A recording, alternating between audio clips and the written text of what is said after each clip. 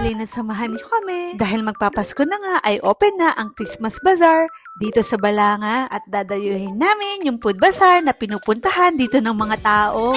Taon-taon nga ay paminsan talaga kahit isang beses o dalawang beses ay nagbibisit kami sa food bazaar. Dahil katatapos ko lang magtrabaho nito, kaya naman inaya ko yung family ko na kumain kami dito sa Christmas Bazaar. Meron nga rin palang night market dito. Makwento ko nga lang pala sa inyo na dati nagtinda rin kami dito sa night market. Ang taon nga rin kaming nag-night market ng asawa ko dati. Simula 2012 hanggang 2017. Kaya naman halos lahat ng nagda-night market dito ay kilala namin. Kaya naman nung dalawa na yung naging anak namin ay nahirapan na kami sa oras, kaya naman tinigilan namin mag-night bazaar.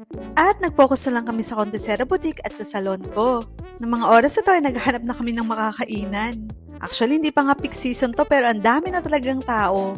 At napansin ko na puro inasal yung binebenta rito. Kaya naman, amoy pa lang ng usok ay nakakagutom na talaga. Napahinto na kami dito dahil nakita na namin yung paborito ni Pink na fried isaw.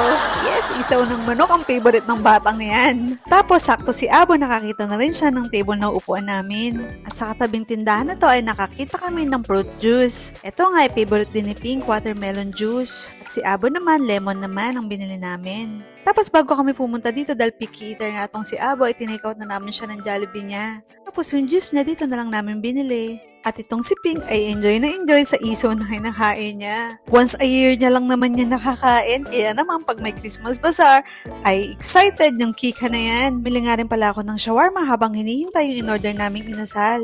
At in fairness sa fruit juice na nabili namin ay sobrang sarap, hindi tinipid.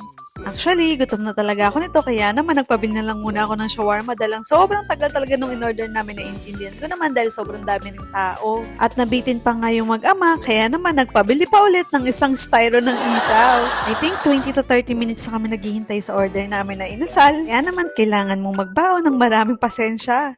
Huwag kang pumunta kung gutom ka na. And finally, dumating na yung order namin. Yun nalungkot nga lang ako dahil yung inasal ay medyo tuyo siya at hindi juicy. Naman yung kay husband pero pinalit niya dahil hindi ko nga nagustuhan yung inasal.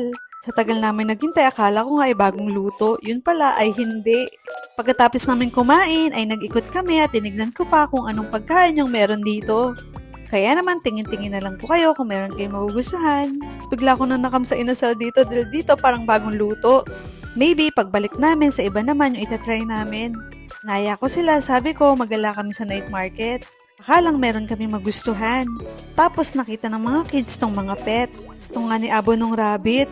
Kaya lang dahil sobrang busy ako ay wala naman din mag-aalaga niyan. Buti na nga lang at hindi naman makulit tong batang to kaya hindi siya nangulit kahit hindi ko siya binili niyan. Kaya naman in-enjoy na lang nila tumingin dyan.